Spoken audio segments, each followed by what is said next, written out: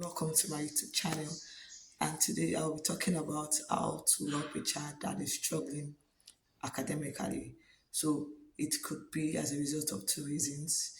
First, it could be a medical condition, and it could be that the child is not getting the necessary support or is not putting in the necessary effort, the extra effort needed to excel in his or her studies.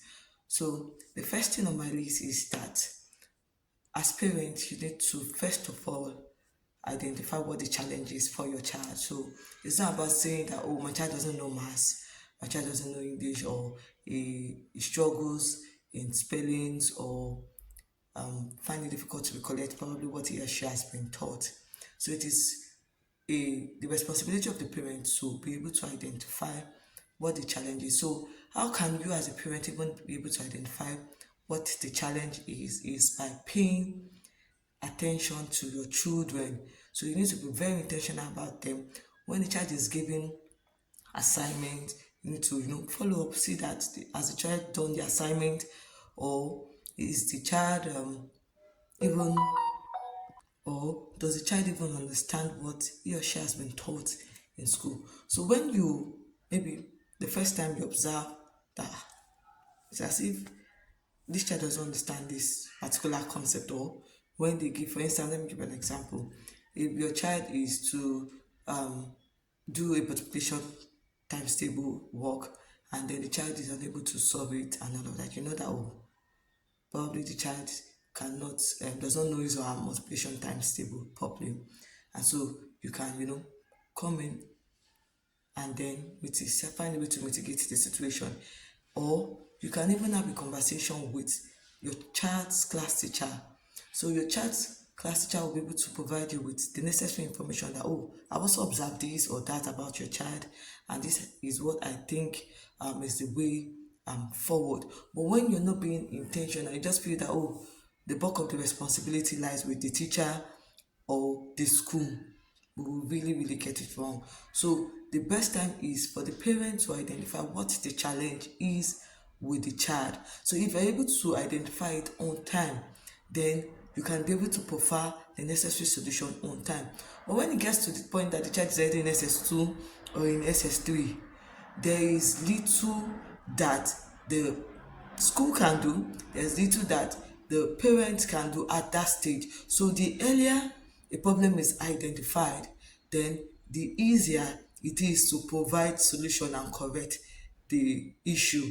So the second thing is that for a child that struggles in his or her studies and is not as a result of any medical condition, the parent needs to ensure that your child has a personal reading timetable. It is very essential that your child has a reading timetable. Most parents don't even know whether their children are reading, or I understand that um, parents wake up very early in the morning, need to prepare what your child will have for the day, and then you also need to prepare for work for those that are working, or you prepare for your business and all of that. But it is also important that you have time for your kids. So you need to ensure that your child has a personal timetable. So beyond them telling you, oh, I have a reading timetable, I have my own personal reading timetable, you also need to ensure that the child follows it. It might not be like you can do it, or maybe in a week, follow up maybe 3 times in a week, so that when you help your child build that level of confidence and maturity and responsibility, ensuring that, oh, I need to read my book, okay, the reading timetable can be prepared in such a way that it doesn't have to be, oh, reading all my books at once. It can be able to be a book per day or 2 books per day. Then you can ask questions to help your children. You can ask questions that, oh, okay, Tola, you read Sajim, you read basic science today. Oh, what topic did you read in basic science? Okay, I read matter, I read this, I read that. And then you can just ask questions. So when you're asking questions, it's for you to be able to assess that, okay, your child actually read his or her book, and that you understand what he or she has read from that book. So that way, you're sure that your child is not cramming, because cramming is not the best way for anybody to learn. If you cram, you will just read to pass an exam. You are not reading to actually assimilate, to actually understand what you're reading. So it's important that parents also follow up with their child's timetable and ensure that their child have a personal timetable.